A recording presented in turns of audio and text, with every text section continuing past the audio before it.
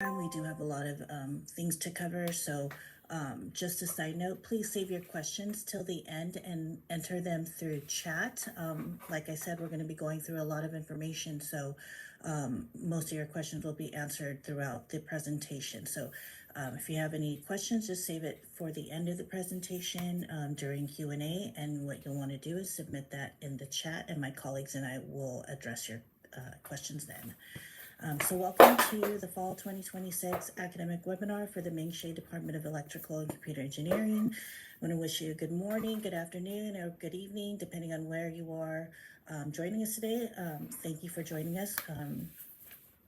So this is our agenda for today. We'll go through department introductions, degree requirements, registration information, how to contact your advisor, some important dates and next steps that you should be aware of, a list of resources, and then we'll get into some frequently asked questions and Q&A at the end.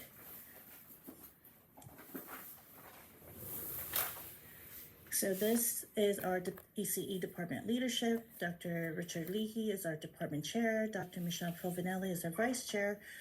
For undergraduate programs, we have Dr. Mark Redekop, our associate chair, and Dr. Peter Burrell, our associate chair in graduate programs. This is our ECE Student Services advising team. Samantha Graves is the Student Services Manager. She primarily advises PhDs and oversees our team.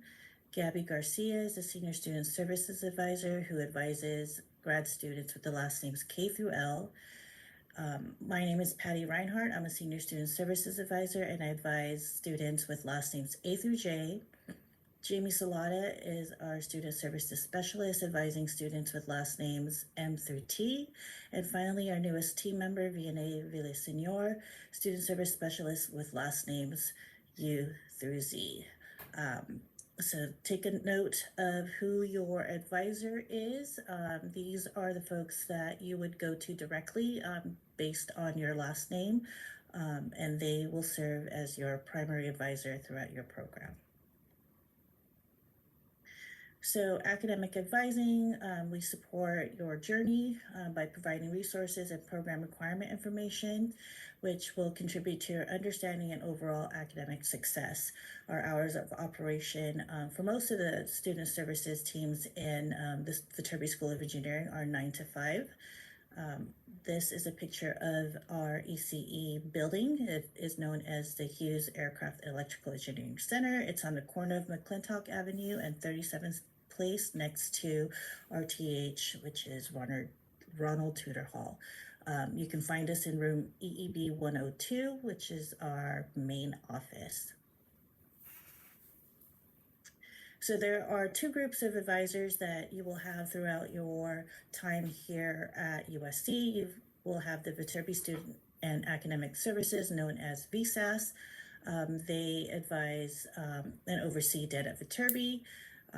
For international students, they oversee the academic verification for reduced course loads, curricular practical training, optional practical training, program extensions, and leave of absences for both international and domestic students.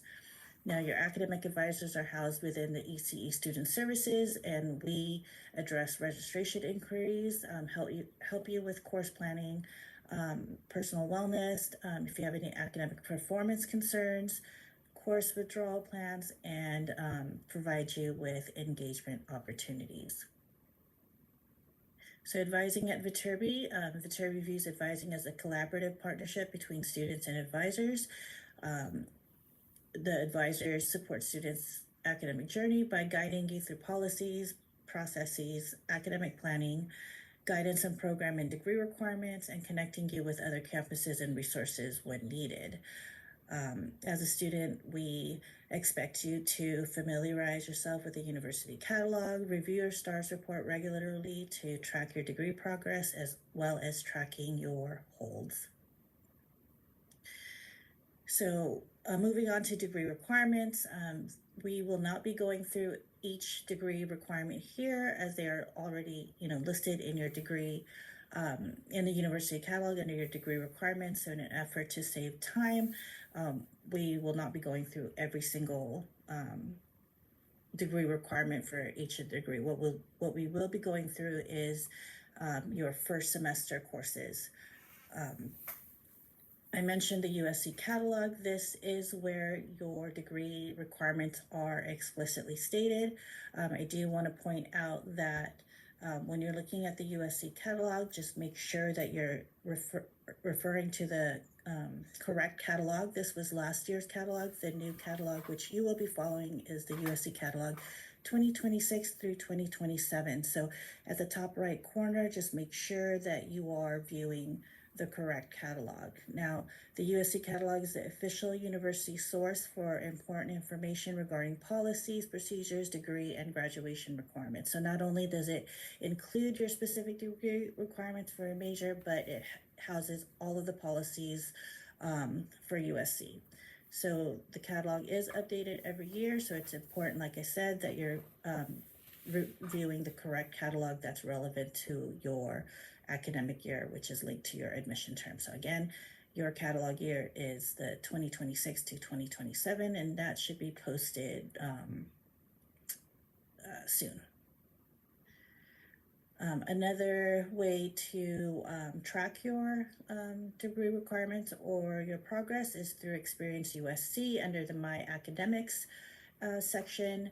You can see that in Experience USC under My Degree Progress and Planning Tools, there is a STARS report, a transfer credit report, any pre-approvals, and any articulations. For graduate students, you're really going to be looking at the STARS report, and if you are planning to bring in any transfer courses for review, then the transfer credit report is also relevant. The course transfer pre-approval and articulation petitions are typically undergraduate students, but we do ask that you familiarize yourself with your STARS report, and there's a screenshot right there on the right of the screen of the STARS report, which pulls your degree requirements from the university catalog and places them in the STARS report. When you register for classes or when you complete your requirements, it will reflect on the STARS report. So everything right now, since you haven't started yet, is going to be in red in terms of the degree requirements being met. And once you register for a course or meet that requirement that meets that specific area, then it turns in blue. So the goal is by the time that you register for your final semester, everything in your STARS report should be blue and no requirements should be red. And if there are any requirements still pending that are shown in red, then maybe you'll need to adjust your registration to meet that requirement. I do want to state that the STARS report is a manual process for us advisors to update. So we typically will update your STARS report after the registration's deadline, after the third week of classes, when registration is finalized and you've registered for the courses that you're taking that semester. And then we'll go into your STARS report and update it and apply it to your degree requirements. Some policies that you should be aware of: the university lists academic policies that students must comply with in order to graduate with their degree program. So as far as GPA is concerned, graduate students are required to maintain a B average, a 3.0 GPA, while enrolled in your master's program, both in your major and overall GPA. So you'll see that you'll have two GPAs in your STARS reports. One is for your major, so all courses that count towards your major, and then your overall GPA. So ideally, you're taking classes that are degree applicable, that meet your degree requirements. So in that case, your major and overall GPA would be identical. But there are times when maybe a student does not pass a class, so we can't apply that to the major, but it still counts towards your overall GPA. In those cases, your major GPA would likely be higher than your overall GPA. Passing grade for graduate classes are a minimum of C or better. So in order for your course to count towards your degree, you need to earn a C or better. Pass, no pass at the graduate level is not allowed unless the course is already being graded as credit, no credit. But you will not be able to change your grading option from letter grade to pass, no pass. All of your courses must be taken for a letter grade. Continuous enrollment, you do have to be enrolled every fall and spring term. Summer is optional. If you are not going to register for a fall or spring term, please connect with your assigned advisor, because you need to request a formal leave of absence in order to maintain continuous enrollment. Now, the university does give you a maximum of 4 semesters on an LOA before you have to actually readmit. But if you decide that you're not going to take a class in the fall or spring term after you've started, just reach out to your advisor so they can advise you on how to take a formal leave of absence. And essentially what that does is it will hold your place in the program so that your degree requirements don't change, and then you can just resume the following semester after your LOA. The time limit for you to complete your degree program is 5 years, so that your LOAs will factor into that. So your degree program will typically take 3 semesters, a year and a half to complete if you're going full-time, so 5 years is plenty of time. If for whatever reason it takes you more than 5 years to complete the degree, then you'll want to connect with your advisor to request an extension. Now, academic integrity, there are some serious consequences to cheating and plagiarism. So check or familiarize yourself with the academic integrity policies in the USC catalog and also in the USC handbook. With regards to registration, moving on, the course load for graduate students for part-time is about 1 to 4 units. That's 1 class. If you have to maintain a full-time enrollment, that's 8 units, typically 2 courses. It's not required for domestic students. However, if you are an international master's student, you must be in 8 units every fall and spring, unless it's your final semester and you have less than 8 units to maintain your immigration status. The maximum number of courses each semester really varies by program. However, we do not recommend that you take more than 8 units, as that is already a full load. Like I said, students must register for at least 1 course in the fall and spring to satisfy the continuous enrollment policy. Some course load considerations. Your course load can vary based on your work status and duties, financial aid, scholarship requirements that may have a condition that requires you to be full-time, personal responsibilities, and also some health insurance requires students to be registered full-time. So be aware that the number of units you're enrolled in every semester can affect financial aid, student health insurance, visa status, and so on. So speak to the offices you are associated with to discuss your enrollment status plans with ample time if any of these factors affect your enrollment. So by now you should have received an email from our department, a registration and information email from the EC department, which had attachments listing the fall 2026 course recommendations. We do not, again, recommend more than 2 courses, 8 units in the first semester, with the exception of the MS in ECE Machine Learning and Data Science and the MS in Financial Engineering degree majors, and I'll go over that in a few moments. But on your screen right now, you'll see, for those of you that are following the MS ECE General, these are your first semester fall 26 course recommendations for the flowchart or area that you are following. So for communications, you'll see that there are 3 options. Pick 2 of these courses and register for them, and that is what we recommend for the fall courses.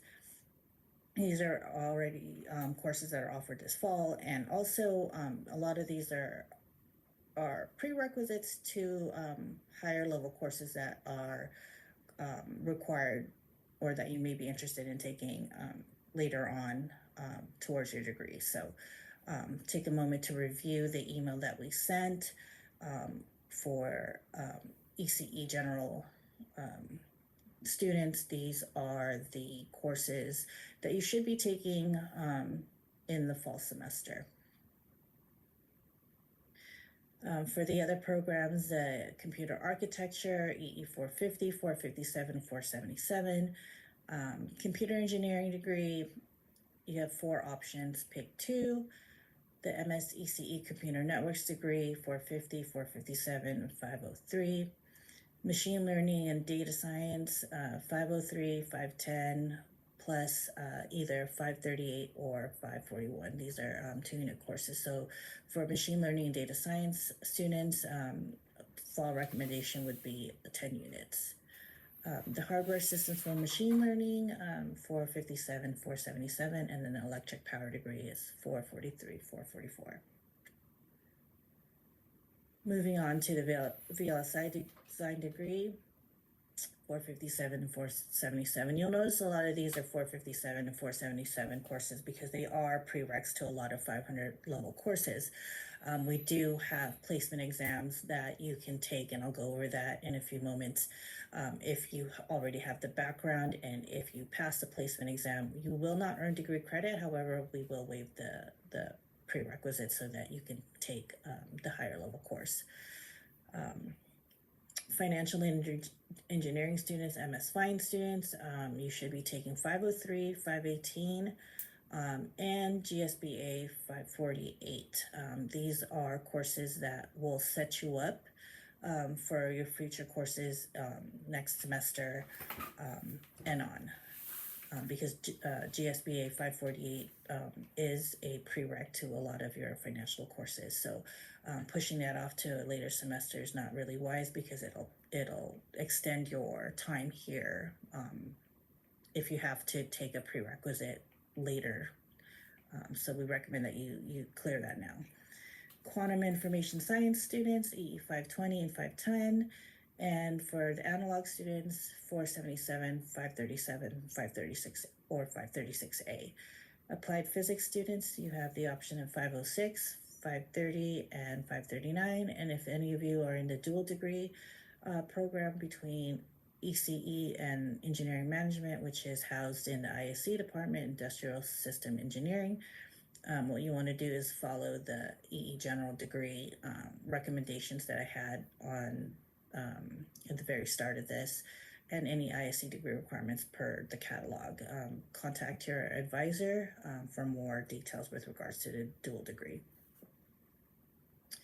Some major specific notes, and you'll find this in the email that we sent. We did put an attachment which has all of these courses listed, but also this presentation will be available for you to review after the presentation today. So it will be posted on the website so you can review the recording and the slide deck, but this document already should be housed in your email since we have been sending it out since June 1st.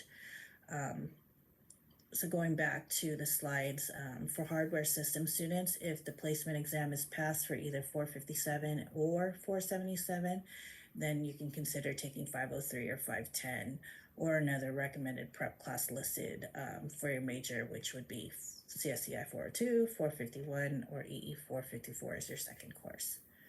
For wireless network students, you must pass the 450 placement exam or register for 450, but if you do take 450, this course does not count towards your degree.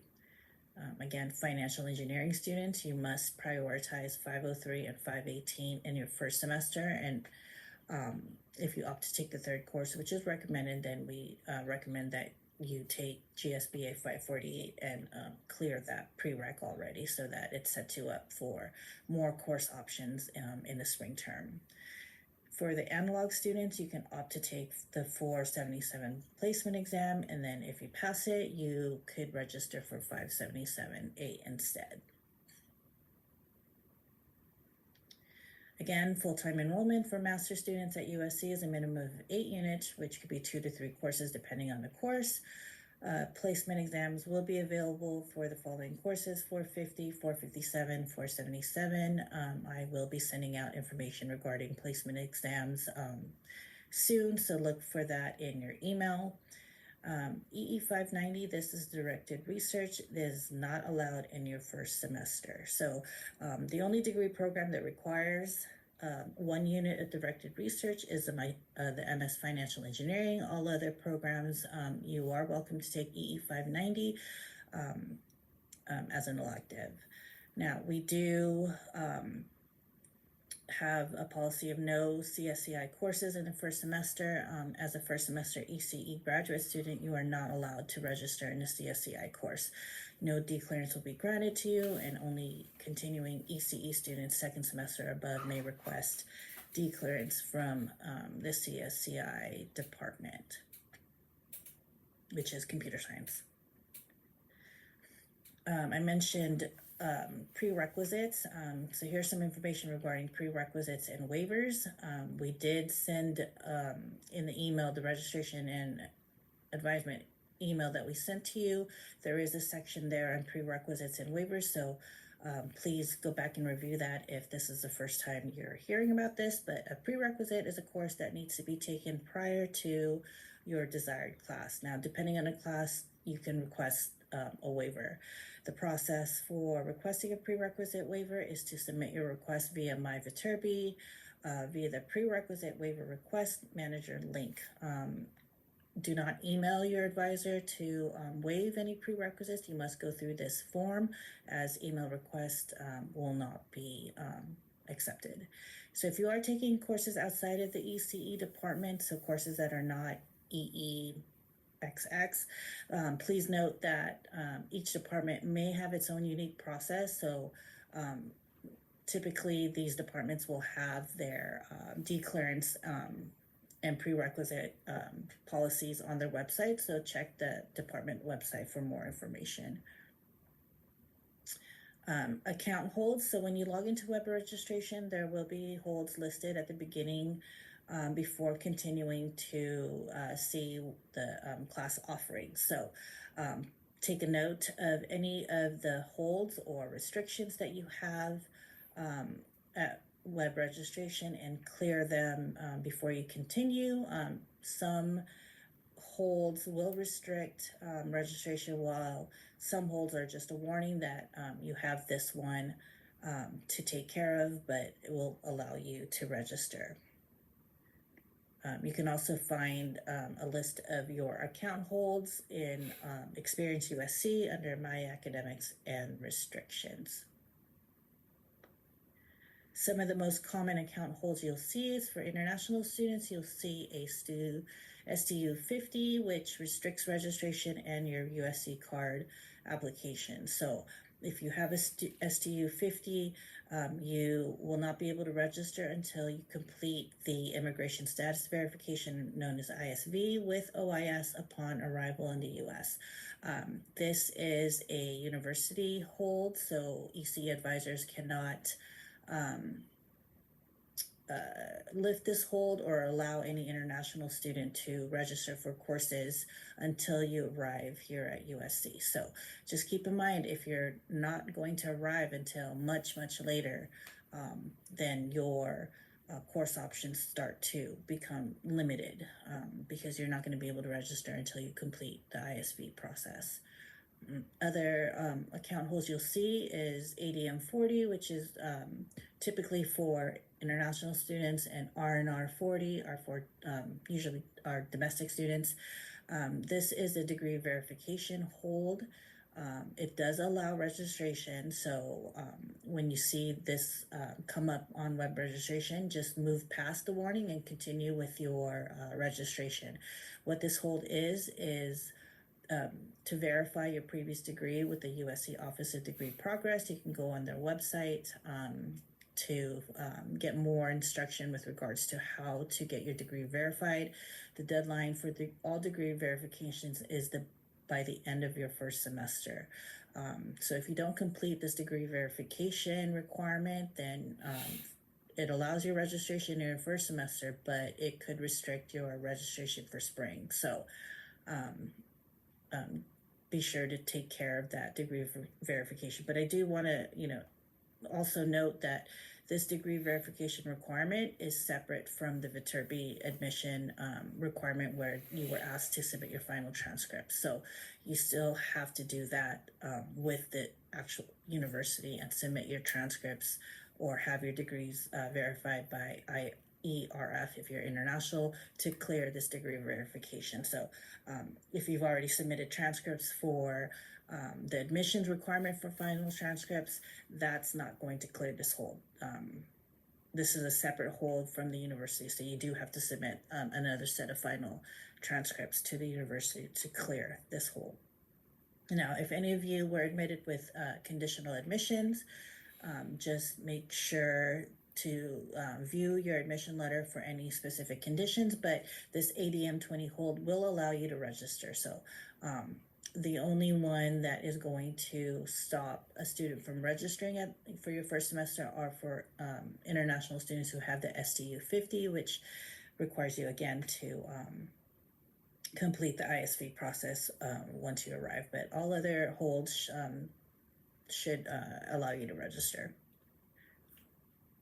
Declearance, I'm sure you're going to be hearing a lot of this in your as you prepare for your first semester, but a D is listed after the section number indicates that declearance or permission is required before you can register for the course.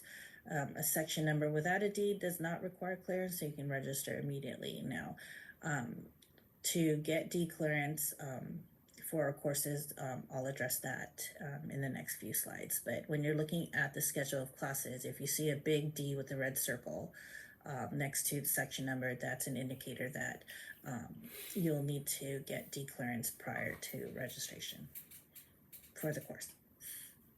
So requesting declearance for an on-campus section, you will submit your request through My Viterbi via the declearance request manager. Processing timeline varies by department, so in peak periods it could take longer, but for ECE we review all of the requests as a whole, so we don't have a specific timeline. We will review all of the requests and prioritize students who are graduating, prioritize students that are in that major. So if you are looking to take a course, just submit your declearance through My Viterbi and wait for the email notification that it was issued, and then you can proceed with registration. For those of you that are DED students, some classes may require declearance. You'll be receiving information from the VASE office with regards to DEN declearance if you haven't already received that. You will also request your declearance through My Viterbi, the declearance request manager. However, please really look at the My Viterbi options, because you should be requesting or clicking on the DEN at Viterbi declearance request. If you're looking at a list of declearance and there is no DEN section listed, that is likely because you're in the wrong area and you're in the on-campus section page. But for DEN students, make sure that you are on the DEN at Viterbi declearance request page in My Viterbi. This is only visible to DEN students, and the processing timeline is 3 to 4 business days. DEN declearances are not issued by the ECE department, so we do not oversee that. That is through the VASE office. So when you request declearance in My Viterbi, log into My Viterbi, and the highlighted link on your screen is where you want to go, the declearance request manager. And then for those of you that are on campus, it'll show request declearance for the on-campus section, so make sure you see that, and then select the Ming Shea Department of Electrical and Computer Engineering. like I said, for Den of Viterbi students, just make sure that you see the Den of Viterbi declarance request link, and that is going to lead you to your specific Den of Viterbi courses. So registration checklist, be sure to resolve all of these checklist items as they may impact your ability to register. Resolving or submitting a request for one does not mean it solves all. So we've already talked about prerequisites. It's a class that must be completed before enrolling in another course. Departmental clearance, also known as D clearance, are classes with a D next to the section number placed by the department. Holds are restrictions that need to get resolved. Some prevent registration, some don't, so it really depends on the type of hold you have. All of the information with regards to holds should be viewable when you look at your hold. Now, the registration permit, this is the earliest date and time you can access web registration to register for the next term. So this is, you don't necessarily have to register right at, the specific date at the specific time. It's not necessarily an appointment, but it is just the earliest date and time you can access web registration. And you can register and access web registration anytime after that date and time has occurred. Moving on to how to contact your advisor. As I said, you've got two sets of advisors throughout your program here at Viterbi. If you, for us, the EC advising team, you can email ecestudentservices@usc.edu or your assigned advisor. You should just be really emailing your assigned advisor unless we're out of the office, and we'll recommend that you email our general account in our out of office, but you should just be emailing your assigned advisor directly, and always include your USC ID. It's just a lot easier for us to be able to pull your record right away. Our website is also on your screen, and we do have virtual drop-in hours for new graduate students. This coming up starting on June 24th, so starting next week on Wednesdays between 10 to 12. We are in EEB room 102, so come by and see us in person. For the VASE team, the VSAS advising, you can email them at VASEMS. For DEN students, you can email them at VASEDEN. Their website contains a lot of information, and they do have virtual drop-ins on Mondays between June 22nd and August 19th between 3 and 4. If you want to see them in person, they are in Olin Hall of Engineering, room 106. Some tips regarding email communication. When sending an email, please include your detailed information about your inquiry to avoid any delays. We're not mind readers, so the more information you can provide us in your email, we can, help you more accurately. In your email communication, you must email us from your USC email. Any emails outside of USC, we will not respond to. Include your name, USC ID number. If it's related to a course, it's, include the course section number, your subject line with the issue and topic, and also just give us 2 to 3 business days to respond. We do have a large student population, so especially during peak periods like now in registration, responses are going to be delayed. So if you don't hear from your advisor within 2 to 3 business days, then please go ahead and just forward your email again to them, just to check in. The email is not a chat, so just send us an email, wait for us to respond, and if we don't get back to you within 2 to 3 business days, go ahead and follow up with us. But don't send us an email in the morning and then follow up at the end of the day. We do just encourage respectful and professional communication when interacting with staff and faculty members. Moving on to next steps and important dates. So the next steps would be to review the new student website that is housed in the Viterbi grad website. Activate your My Viterbi in 1 to 2 days. Submit your NEED clearance request and then register for your Fall 26 courses. Your tuition and fees are due by August 21st to avoid any late fees or finance charges. Some important dates that you should put on your calendar. The International Student Session will be on July 6th via Zoom. The on-campus student orientation part 1 will be August 17th online, and part 2 August 18th in person. For DEN students, part 1 will be July 22nd, and we will have a ECE specific DEN orientation on July 23rd. The last day to register and settle without a late fee is August 21st. Fall semester classes begin on the 24th, and the last day to drop a course with a tuition refund is September 11th. So these are some important dates that you should add to your calendar. These are the checklists that the VASE office provided new students. You can view these checklists on their website. Some resources for you to be aware of while you're here at USC are the Experience USC and My Academics. This resource will give you information with regards to your holds and your STARS report and your grades. Experience USC, Advise USC. This is where you would make advising appointments, creating cases, or seeing advising notes. Web registration.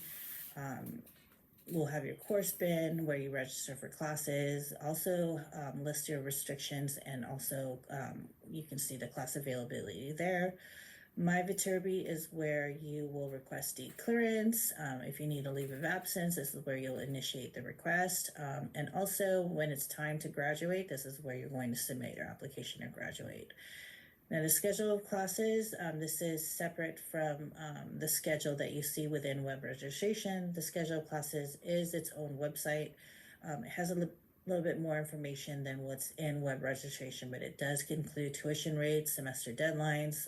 Some courses may include the syllabi, and also you'll be able to see class availability. Schedule of classes, again, like I said, this one is a separate website and it's separate from web registration, what you see in there.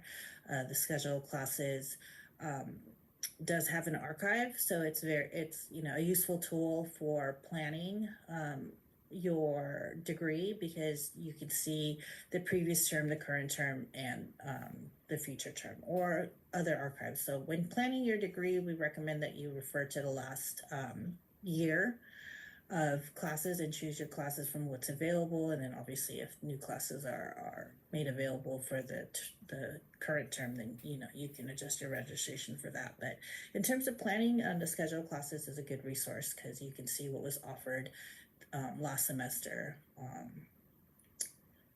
so then you can plan for a course, for a future term that was offered last semester.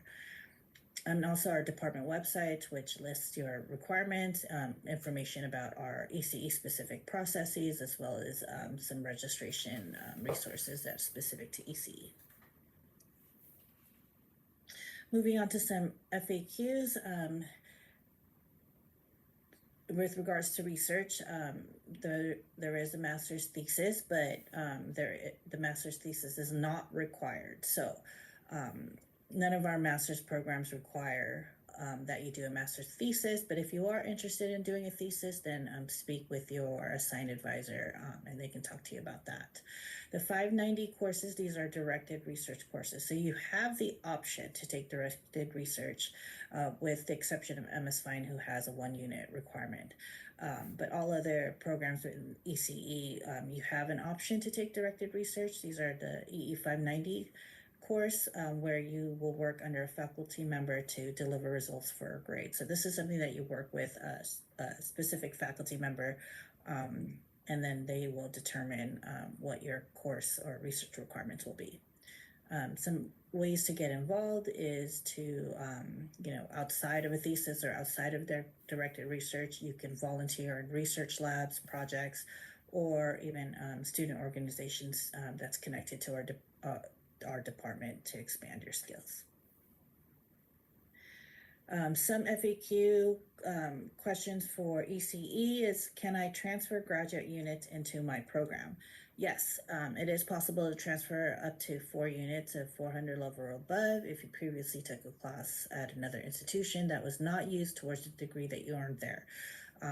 Please, contact your EC advisor to discuss the transfer credit approval process further, but we do allow up to 4 units from another university prior to you starting here at USC. So you can't, once you start here at USC, you can't then go to another school and transfer a course in. This has to have happened prior to you coming to USC, and also the course that you're trying to transfer should not have been applied towards the degree that you earned at that institution. So again, if this is something that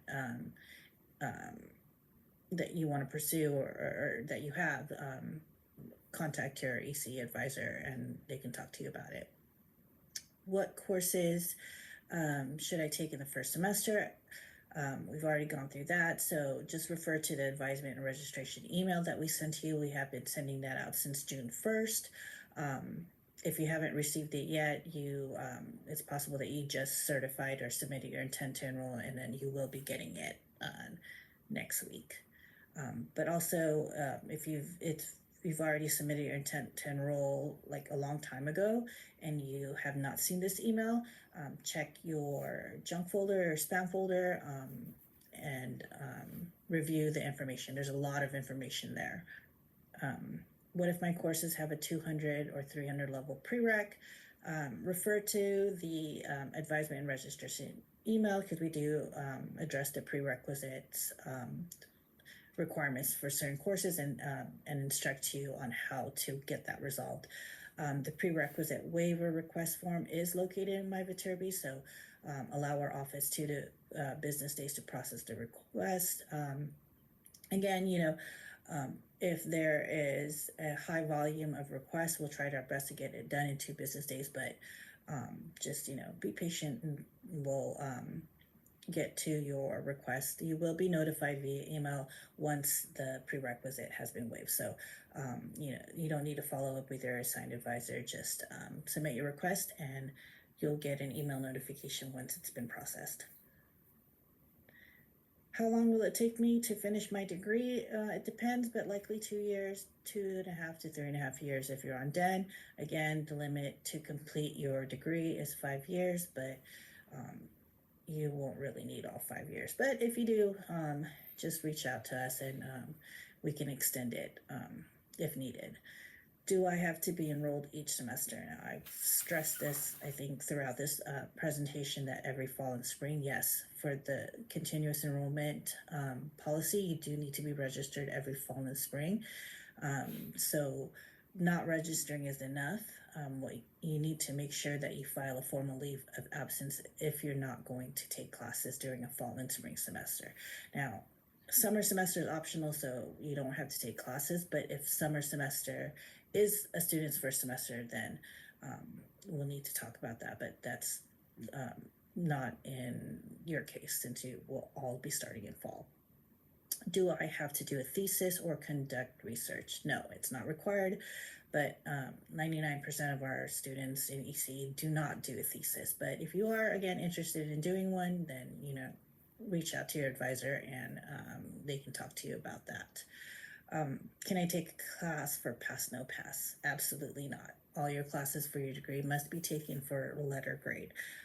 With the exception of, for those of you obviously doing like EE 590, those courses are graded as credit, no credit. So that still counts towards your degree. But for all other courses, you do not have the option to change your grading option from letter grade to pass, no pass. It has to be taken for a letter grade. Is there a maximum or minimum course unit requirement for each semester? For international students, if you're in the US, you must enroll in 8 units each semester to maintain your visa status. So if you're in less than 8 units, you can file a reduced course load only in your first and last terms.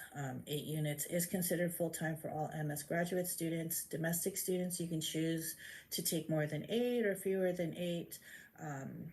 it's up to you, but if you do have any financial aid or insurance or loans that have a condition that you would be enrolled full-time, then you may need to be in 8 units to qualify for that.